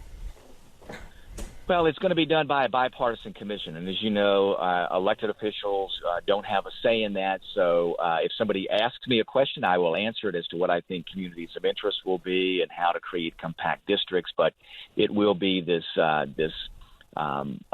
commission that's now been put together under a constitutional amendment. It'll combine legislators and civilian members, and they'll look at this census data and determine how to craft these districts. And listen, it's pretty specific about how they should craft these districts. They should be communities of interest. They should be compact, and they should, I believe, create the best combination of congressional districts in Virginia that allow whoever gets elected in those districts to best serve their constituents. That, I think, is the key. This is new to Virginia, so I have no idea how it's going to unfold, what's going to happen with it, but I know that those are the things that I think that they should project. Again, I want to emphasize that folks in elected office should have no impact on this. This should be an independent, bipartisan commission. I know some folks say nonpartisan. Listen, there are partisans on the commission. So what you hope for is that it's bipartisan, and again that they look at the basic elements of what are put into the law, and that is compactness, communities of interest, to try to make sure that you create districts to where whoever represents him can do the best job possible. Understood. Congressman Rob Whitman, thank you again for joining the show, and we do appreciate it. And like I like to say to guests who are amazing, I'm sure David will have you back again. Thanks. Thanks again. Thanks, Gary. Thanks so much. Thanks for standing in for David, and give David my best. Absolutely. Take care. 866-95-PATRIOT, 866-957-2874. Guys, I'll be hitting your calls next. You can talk about anything, whether it was from before we were talking to Rob Whitman or if it was later or during. Don't worry about the topic. It's okay. I like going backwards and forwards, so don't go away. We will be right back. I want the truth. You can't handle the truth. David Webb. Truth is the authority. Oh, it's true. It's true. I will tell the truth. Truth is the authority. It's true. You deserve the truth. This is the David Webb Show. David Webb.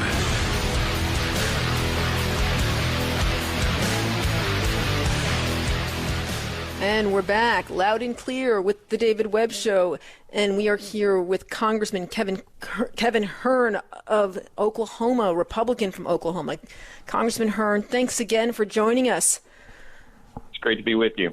All right. And thank you for all your patience here. So let's jump back into the infrastructure bill.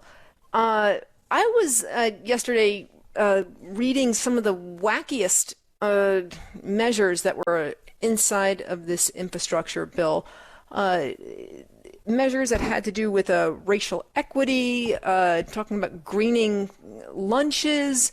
I mean, it's my understanding that the bill is what, 6 to 10% roads and bridges, and then the rest is simply just a Democrat wish list. You alluded to that. Let's talk about that more. Yeah, so it's a little less than 6% of the total $2 trillion bill is actually roads and bridges, and everything else is Green New Deal. Very similar to what they did a couple of years ago, actually in 2019 with the infrastructure bill, is put something out there that's packed with Green New Deal. So the Biden administration decided to break it out and then and split it up in two different tranches, really to try to get some Republican support in this first bill. But the reality is that it's still just as bad as it was before.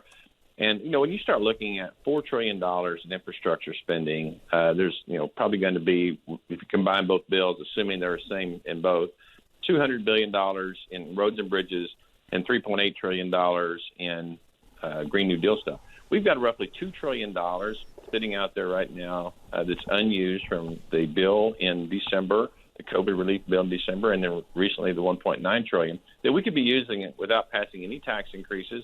We could put all these folks to work. But the reality is this is really not about the infrastructure. This is about Green New Deal. This is about raising taxes. The Biden administration, Speaker Pelosi, Chuck Schumer, they have a mission here to raise taxes on anybody and everybody that's ever accomplished anything. And all it's going to do, they want to return SALT back to the state and local taxes, deduction back to New York and California. And then what they want to do is impose these same type of regulations across the globe by forcing these other countries to be able to tax at a certain level. So it's all about taxation. The infrastructure is a Trojan horse for more taxation. And the American people see that. Listen, we all as Republicans and Democrats alike want to make sure our infrastructure is taken care of. Every great society has failed because of poor infrastructure maintaining. And when you look at the big groups that represent Business Roundtable, U.S. Chamber, the National Association of Manufacturers, all are in support of this. But nobody wants massive taxes to pay for it. We've got a lot of money out there. Among these measures that I've been looking at, I'm seeing $175 billion in subsidies for electric vehicles, as well as $213 billion, for example, to build, retrofit 2 million houses and buildings. Obviously, there's lots of issues that they want to grab from the previous Obama administration, and I really do wonder what kind of kickbacks or that they're looking at to give to their friends over at certain car manufacturing companies, certain interest groups that they're looking to pay off. What are your thoughts on that with this? I think we saw this previously.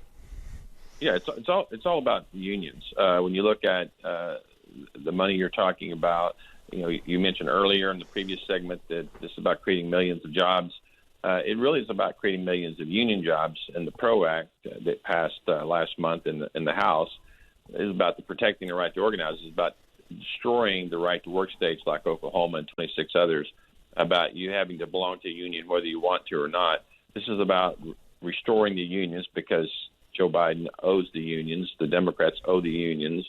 And so they're doing everything they can to push billions of dollars, hundreds of billions of dollars over toward union jobs. You mentioned the $100 billion. There's also another $100 billion to give to schools on top of the $120 billion we just gave last month that is going to be used a decade from now. So I don't know if this $100 billion is going to be used 20 years from now or not, but This is just a massive tax increase grab to all these special interest groups that the Biden administration needs to repay. And how we're looking at going into the future, some sort of like massive inflation. I mean, already we're seeing the price of certain foods just go through the roof. Certain commodities already. The price of sugar, the price of certain necessities already going up just by the amount of money that a government has spent in the last spending bills that we've seen. That was completely unnecessary. Well, on top of that, you've seen gasoline prices rise about 20% since January 20th, since President Biden was sworn in. And really, it's strictly from executive mandates, closing the XL pipeline. He wants to remove the tax incentives to be energy independent, energy dominant to the rest of the world, which will force us right back into depending on oil from the Middle East, causing wars, driving up, the issue of sending our men and women to really bad places around the world to protect their energy. And it's insane to do that when we have it right here. And here's the sad thing, as you just mentioned, the $4 trillion driving our future debts. We're at $30 trillion right now. We'll be at $34 trillion, $35 trillion, $36 trillion at the end of this year, should both of these bills pass and the taxes go along with them. But that's not enough for the progressive socialist Democrat side of the party, because they now say they want it to be $10 trillion over a decade. So $1 trillion a year as opposed to $300 to $400 billion a year. So there's no end in the spending, the taxation that's going to go on. We've never seen this type of tax increase since 1942, when we were building up for the war to save the sovereignty of this great nation from the bad people from around the world. And here we are trying to recover from COVID, and the president's answer, Nancy Pelosi's answer, Chuck Schumer's answer is to raise taxes, kill businesses, send jobs to China, and create a tremendous dependency on the federal government for all those out there that are seeking a job. Now, let me ask you, though, Congressman, I know that you are in your second term now, and a number of your freshman class members ended up falling by the wayside on the Democrat side. Is there concern that from those frontline Democrats, have any of them come up to you personally thinking, ugh, I'm going to have a tough time dealing with some of these measures, or you don't really talk with any of them right now? No. I talk with a lot of them, and you're right. I mean, they know this is very difficult on their re-elects in some of these districts that are, where the Democrats have won by 2 or 3 points, 5 points. They know that this kind of tax increase is putting their future of being in Congress in jeopardy. You're right. We won 15 seats under great leadership and a lot of hard work by everybody in the Republican Party.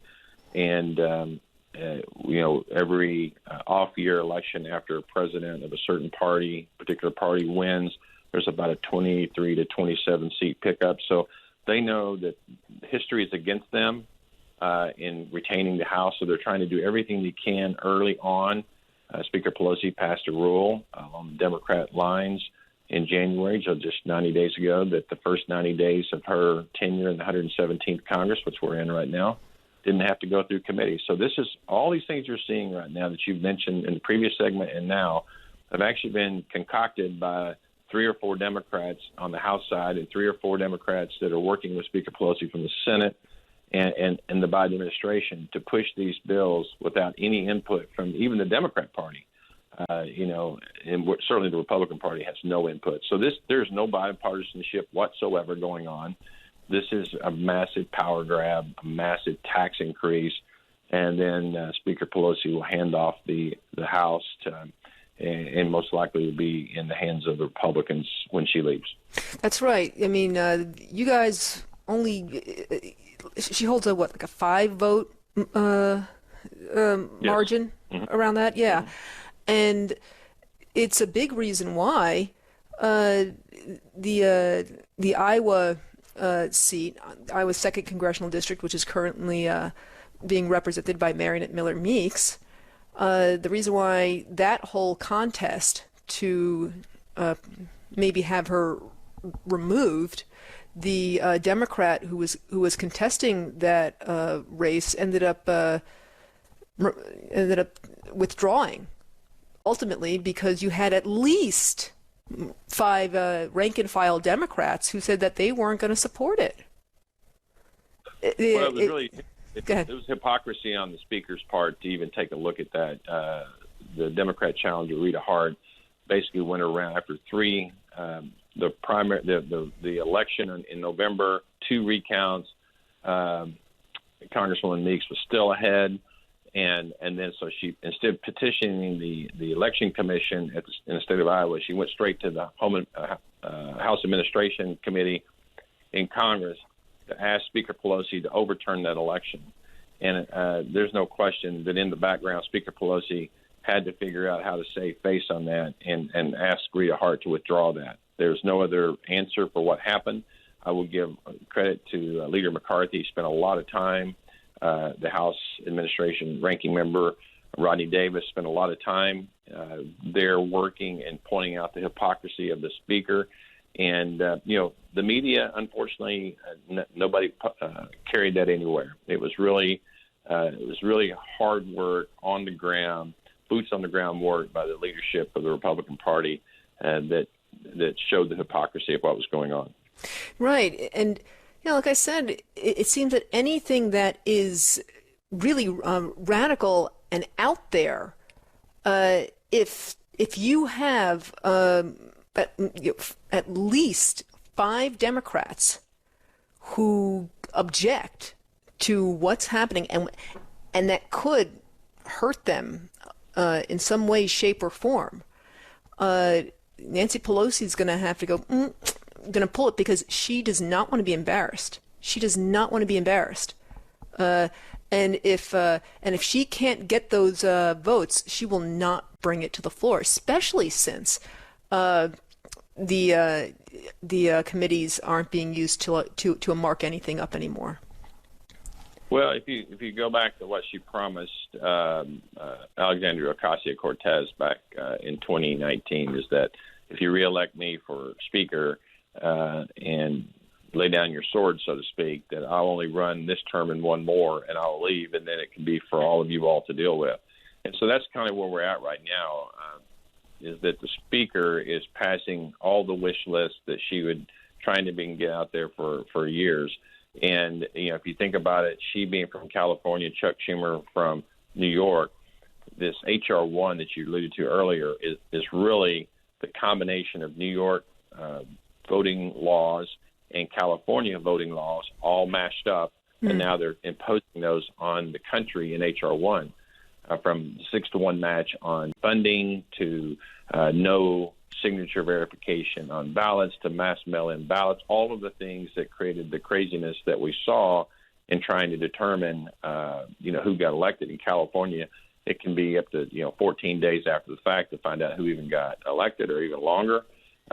In New York, when you look at Claudia Tenney's race, it took 97 days after the November election to determine the winner. These are the kind of things we're going to see. We're not going to have election days in the future if H.R. 1 passes. We're going to have election months or election quarters, and we'll never. The state of the government will always be in flux.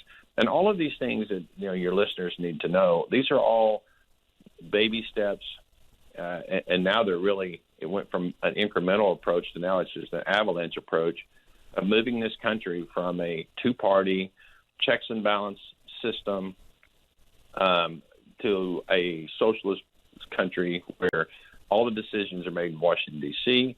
And I have yet to find a Democrat or a Republican, not only in the state of Oklahoma, but across this country, that says, give me more government, take more of my money in taxes. And so the American voters need to wake up and make sure they see this, and they need to stop it. And the way they can stop it is make sure that the Republicans are back in control next year in the House and the Senate. Well, that could very well be the case, because I don't see the Senate eliminating the filibuster right away. It appears that there is some hesitation right now that's going on. It doesn't seem like Manchin or Sinema or even some secret opposition to the filibuster right now that's going on the Democrat side. So I have a feeling that H.R. 1 could very well have to wait. Congressman Kevin Hern, Oklahoma Republican, thank you very much for calling in. I'm sure David will have you back. Thank you. Have a great day. Sure thing. Take care. 866-95-PATRIOT, 866-957-2874. Your calls are next. Speak your mind. Speak your mind. The David Webb Show, 866-957-2874. Well, we are still waiting on these executive actions from Joe Biden on these gun control measures. Still haven't got them. We thought we were going to get them this week, but didn't get them just yet. Yeah.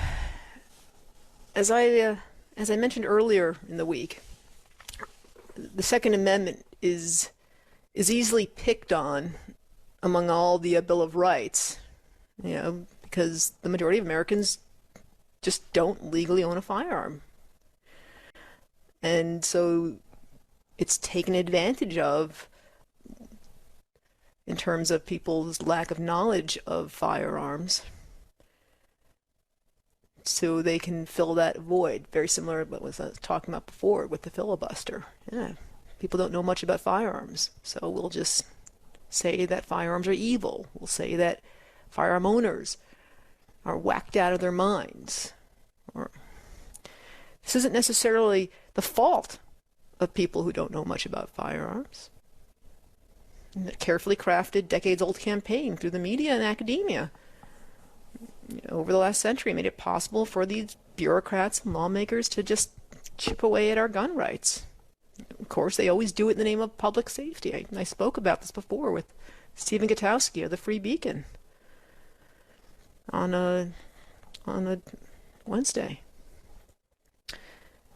Yeah, in the name of public safety, the Biden campaign during the presidential election, they campaigned on a number of gun control issues. So don't be surprised if you see any of these measures in the next few weeks or months in some sort of format. It could be an executive order, it could be a regulation through the ATF, or even legislation. We've already seen some legislation pop up. But 3 executive actions that are being floated by the White House right now. One would classify ghost guns or kits that enable a firearm to be assembled from different parts as firearms. This would mandate each sale of a part to be subjected to a background check. Okay?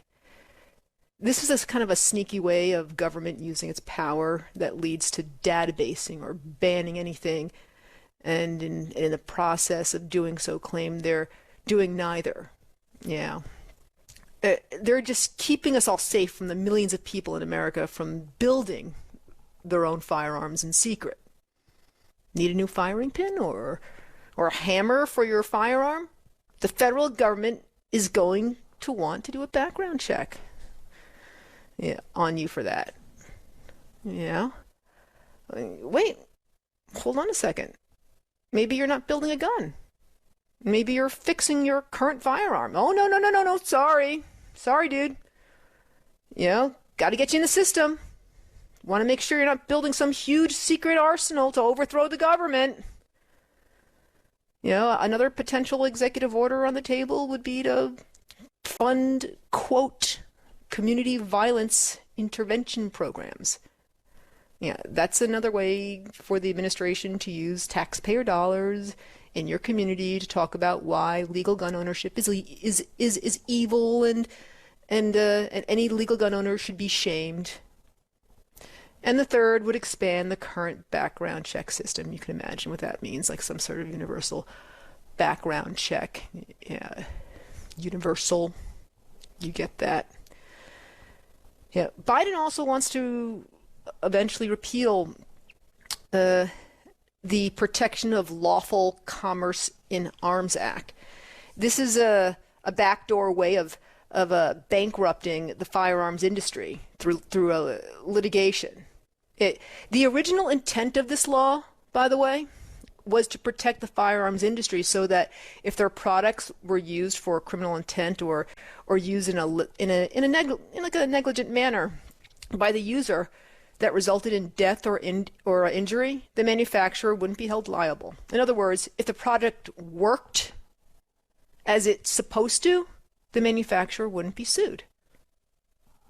So this was passed in 2005 when Republicans controlled both chambers in the White House. This was during the Bush years.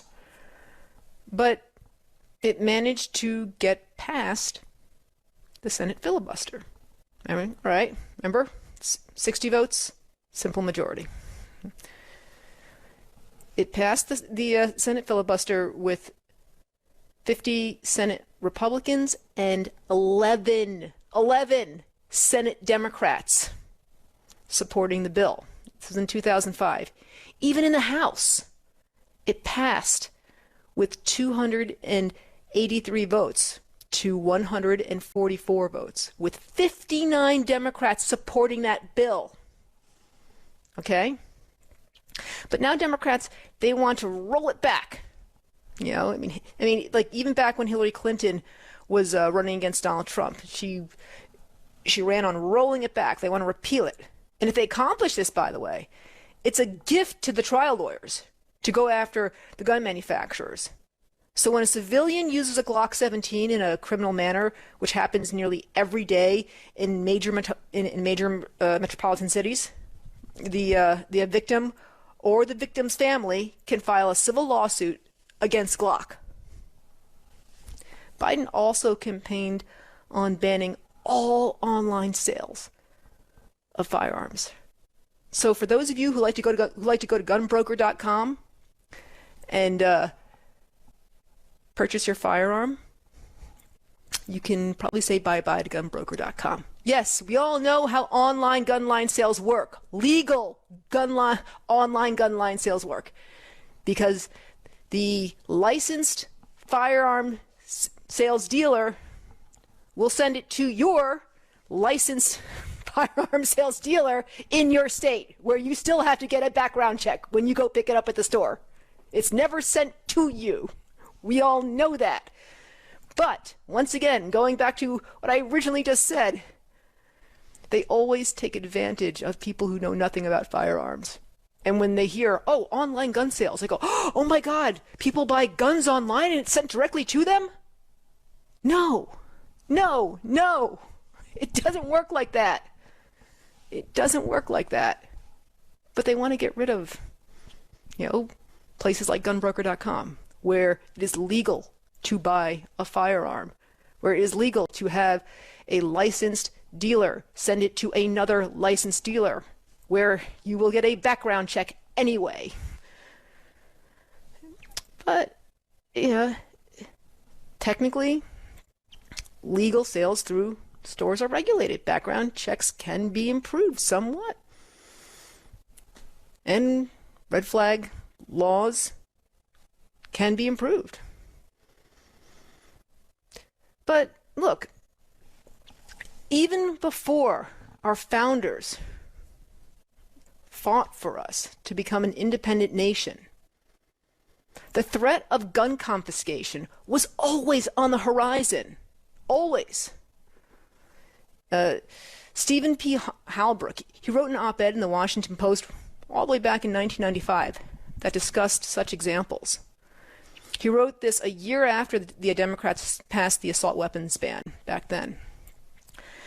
And when British troops sailed to Boston in 1768, he writes, the Boston Gazette reported, this is back in 1768, that the ministry commanded things, quote, more grievous to the people than anything hitherto made known. They first ordered that the inhabitants of this province are to be disarmed.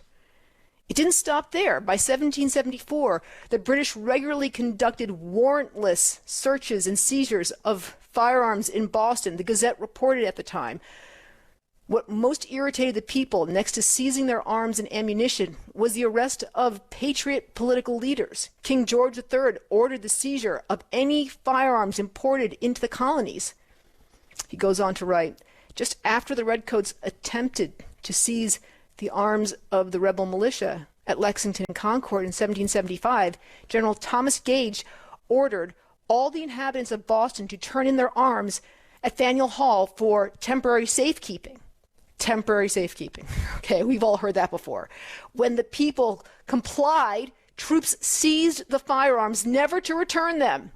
A patriot poet described General Gage's order as saying that whosoever keeps guns or pistol, I'll spoil the motion of his systole, the declaration of causes of taking up arms, passed by the Continental Congress, cited General Gage's perfidy in seizing the Bostonians' arms. The arms seizures were a major cause of the Revolution.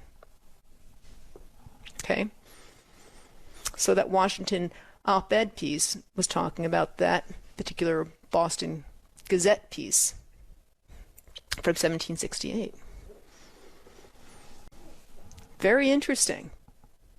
This is a big reason why our country is so suspicious about gun control, because our firearms have always been under attack.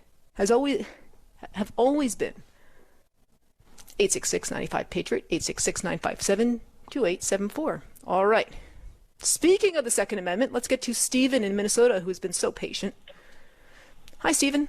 Welcome to the David Webb Show. How's it going? Doing well. How you doing? I just, these gun bills that are going out, I just want to share a personal experience that I had with the firearms. So a lot of people say a lot of people haven't been affected in the Second Amendment community by firearms or anything like that. I have lived in some of these neighborhoods that have been affected by drive-by shootings, have been affected by high-level crime that has been going on, and it was in the middle-class neighborhood. So anybody that thinks they're naive and it can't happen to them, it can happen to you. Our neighborhood was, a lot of doctors, a lot of IT experts, all that stuff, and the drugs moved in, and, the gangs came in shortly after it, and what my neighborhood did to fight back is we used our state's open carry laws and used the cops, and we used everything, and we pushed the crime out. It's a fundamental right that needs to be protected. Oh, absolutely. When the bad guys know that communities are armed, they move on. They move on. They don't want it. In my neighborhood's first, we experienced that. We pushed these, they moved in and we pushed them out within 2 years. It's interesting too. And this is also very universal. We've seen this also happen in Mexican communities as well. That when the people arm themselves, then the drug lords move on as well.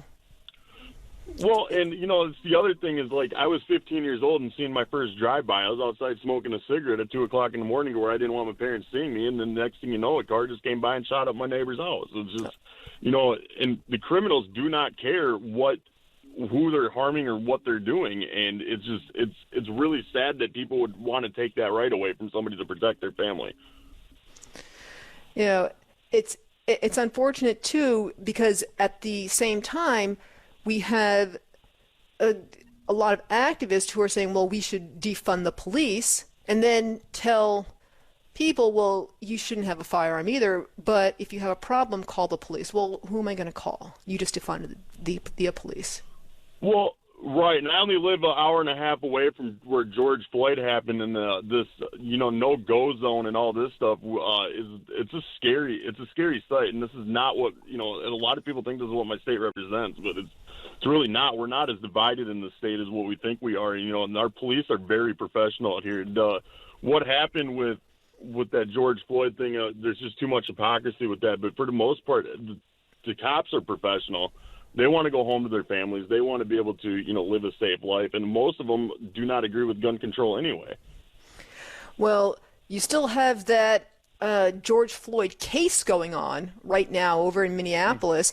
the mayor of Minneapolis is now trying to figure out, oh, God, what are we going to do now if the George Floyd case doesn't go the way that, maybe we hope it goes. In other words, we hope they actually find Derek Chauvin guilty, so then there's no riots.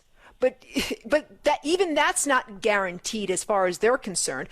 I mean, the way they set that entire courtroom up is complete nonsense, because it's nearly setting itself up for a riot, even one way or another, because people could end up rioting if they get a not guilty verdict, but they could get a riot if they get a guilty verdict. They don't know. I mean, it's a mess. It's a mess out here. Well, who knows? Stephen, thanks for calling in. 866-95-PATRIOT, 866-957-2874. More of your calls when we come back, because we're going to be talking about everything from the voter ID to the border to so much more. So don't go away. We'll get to you. David Webb on the juggernaut of conservative talk. This is Sirius XM Patriot 125.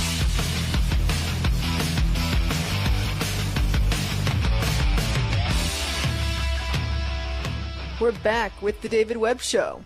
So, one of my friends here, James Golden, a.k.a. Bo Snerdley of the Rush Limbaugh Show, may Rush Limbaugh rest in peace, he has sent an email that he says that tip of Biden's racist iceberg. And Bo Snerdley here, he has something very interesting. He has a couple of interesting things here to say, and one of which he points out, Rush only dealt in facts. That was how he fought the liberals for so long. And here are some facts I think every American should know. So, Bo writes, Joe Biden once said about black parents, quote, "We bring social workers into homes of parents to help them deal with how to raise their children. They don't know quite what to do," unquote. In 1994, he sponsored a crime bill that is now responsible for placing more people of color in jail than any other law since the founding of this nation, and he called black men, quote, super predators, unquote, while trying to convince colleagues to support him. The photo, there's a photo of Joe campaigning with Senator Bobby Byrd, a former member of the KKK and a Democrat. Biden even delivered the eulogy at Byrd's funeral. And even the Washington Post's fact-checker gave him 4 Pinocchios for lying about the new Georgia voting laws opposed by his friend Stacey Abrams. So that is definitely a little note there coming from our friends James Golden, also known as Bo Snerdley. He is the founder of the New Journey PAC now. So definitely go check that out. So let's get back to our lines. We are heading into the lightning round. All right, guys, we're in the lightning round. So we have John from Arizona. Hi, John. Welcome to the David Webb Show. Good morning. How are you? Doing great. What's on your mind? Hey, I just want to let you know that when Democrats are saying that there is no problem on our borders, boy, we are already feeling the effects with crime. We have a small town in Sonoyta, Arizona. We had a business that was robbed. They broke into the business. They stole the money, clothes.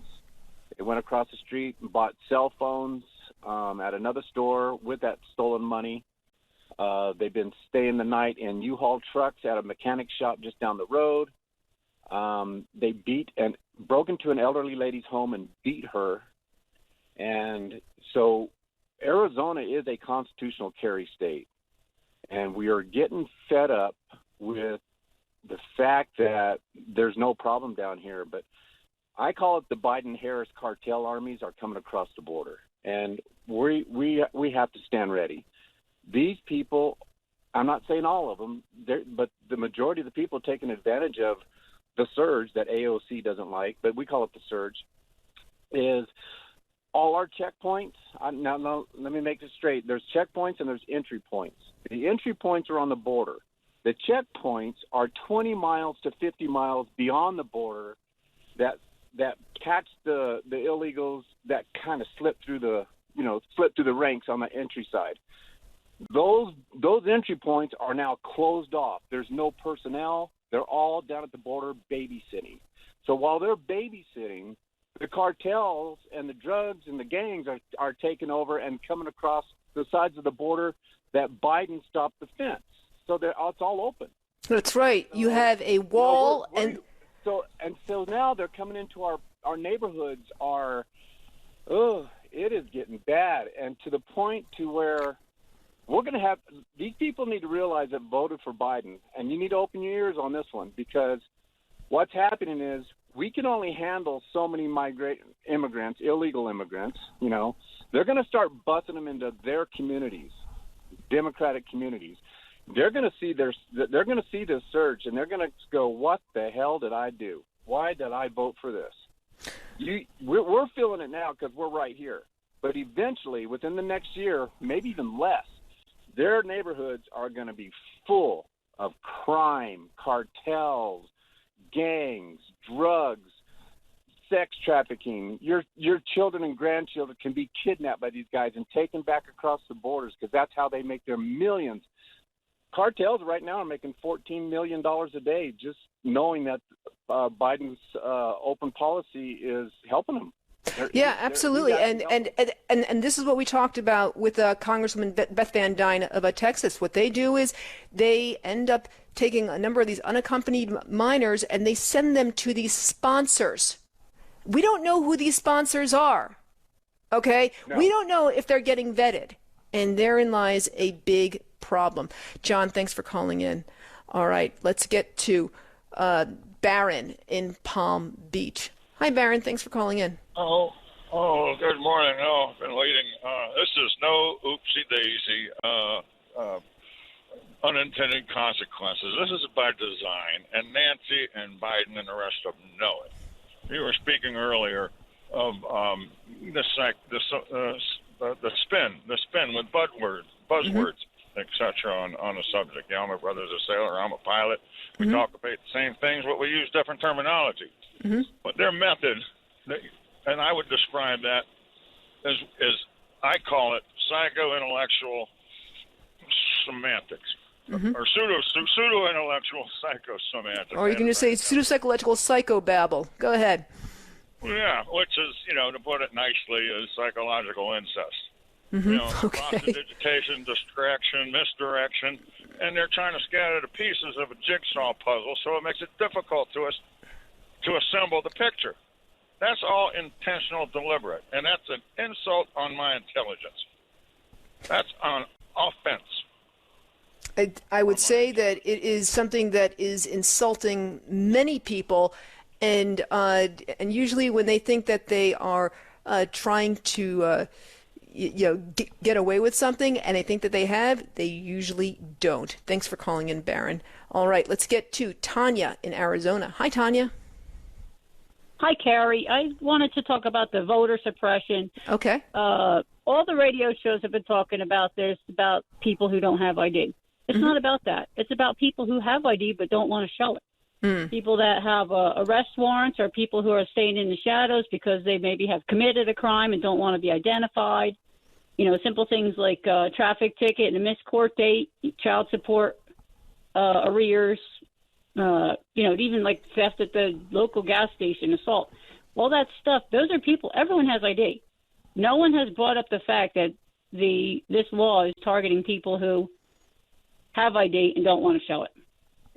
Well, this is like it is the most. It is a thing that once again drives me up a wall. That's why I pretty much went back and forth there with Lisa, because I just want to know what exactly is it about voter ID that is racist.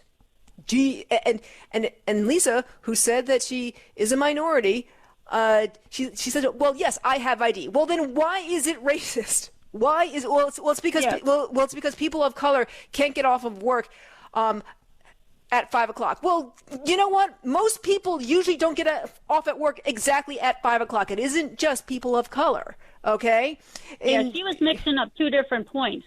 But what I'm saying is there's people who have ID of all races. My ex-husband owes me a lot of money in alimony. You can't find him. He's not going to go vote. I've tried to search voting records. There's so many people, fathers that have disappeared. They don't pay child support. Or maybe drunk driving. People don't want to be identified. They have facial recognition. How many people who are wanted for a criminal offense are going to go sign up? Here's my ID. I'm going to vote on this day. It's not going to happen. So that's what that's targeting. And the left is just twisting the meaning around. Of course. No, it's the bright, shiny object that they know that most people support. Like I said, 76% of voters end up supporting it, but they know that they're going to have a tough time convincing them otherwise. Thanks for calling in, Tanya. All right, let's get to Jay in Texas. Hi, Jay. Well, hello, Miss Carey, from the Republic of Texas. Are y'all doing okay today? I'm doing fantastic. What's on your mind? Well, I just, real briefly, I wanted to share an experience with you and the listeners. I'm an RV transporter. I was east of El Paso, Texas.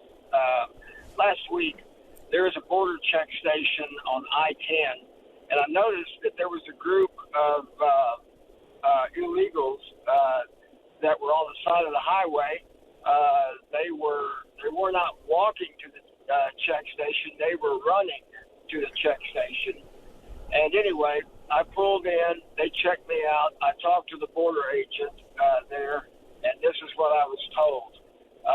I looked around. I told the border agent, I said, tell me what I can do. Tell me what I can do as a Texas patriot to help you. What do you need? And the border agent could have made two of me, Terry. And he looked at me and he started crying. And he said, we are overwhelmed. Do not believe what the media is telling you. Do not believe what the Republicans are telling you. Do not believe what the Democrats are telling you. We are overwhelmed. So anyway, I told him that I would wash cars. I would shoulder a rifle. Yes, I am a proud owner of two AR-15s. Second Amendment guy. But anyway, there is a bright lining to this whole thing. We have a referendum in Texas now that all right. we are now voting to secede. So we're going to see how that works. All right, we'll go ahead. All right, well, we'll keep an eye on that, Jay, and thanks for calling in. We appreciate it. All right, let's get to Jaden in Michigan. Thanks for calling into the lightning round, Jaden. Always a pleasure to speak with you, Carrie. Second time. So I'm Mexican. I'm an America First conservative national populist. And I look at basically the recommendation by the GOP establishment on how we should recruit Mexicans, people who basically don't vote for us a lot, typically. But I say take the George Costanza approach. Do the opposite of what these people. Don't listen to them. Replace them in your rotation of your information diet. Basically, the thing that got me to be a Christian and a nationalist is looking at the heart of the left. Now, the thought process by this GOP establishment is the sexual revolution happened. Trying to get in front of it is political suicide. Not the case. Look at Joe Rogan. Look at Bill Maher. How they're reacting to the LGBT overplaying their hand with this transsexual stuff. It's evil. It's wrong. They don't support it. They're Democrats. And I will say one other thing. There is no rewinding time to 10 years ago where, if we just had a gay marriage, then, that would be okay. But this stuff is just too egregious. They don't belong in classrooms. This is nuts. We have to oppose evil in all its forms. I support a gay marriage. If we support that, we're going to end up right back here. I'll let you go. Okay, thanks, Jaden. All right, let's get to Dorothy in Washington State. We're in the lightning round. Hey, okay, so I'm a 32-year federal employee. We all got emails in the Department of the Interior last week and this week requesting volunteers to go down to the southern border to help with unaccompanied minors. They gave us a benefits package because we were volunteering that is a heart stopper. And the thing is this isn't coming out of any of the money that people are talking about. This is coming out of the budget for different departments, like, for example, the Department of the Interior. So it's not even getting counted in this whole fiasco. Well, just thought you ought to know. Okay, Dorothy, thank you. And finally, we have Bob in Nebraska. You're going to cap it off for us in the lightning round. What's on your mind? Yeah, hello, Carrie. How you doing? Not too bad. Hey, you had your caller from Minnesota regarding George Floyd, and I used to live in Minnesota. Wonderful state, wonderful people. And you asked the question, if the verdict comes out guilty, are they going to burn the city down? You're absolutely right. They don't want an excuse to riot. They just want to riot. So it doesn't matter. That place is going to be toast no matter what happens in this case. Our gun rights and everything that they're trying to take over, they need to keep their base stirred up just as well as the conservatives need to keep their base stirred up. That's always going to be a point. But if they ever get the gun, if they ever come for my gun, they're going to get the bullet first. All right. Thank you very much, Bob. We don't condone any sort of violence here on SiriusXM Patriot 125. But as far as I'm concerned, I have to tell all of you that is it for me. I am out of here. You guys, however, can check me out on Twitter. That is at Carrie Pickett. That is KerryPicket. You can also check out my stuff at the Washington Examiner. That is WashingtonExaminer.com. Check out my colleague stuff there. Hope you guys enjoyed the shows that I did for you this week. I hope I will be back again whenever they have me back. Maybe Dave will have me on as a guest in the very near future. Take care, guys.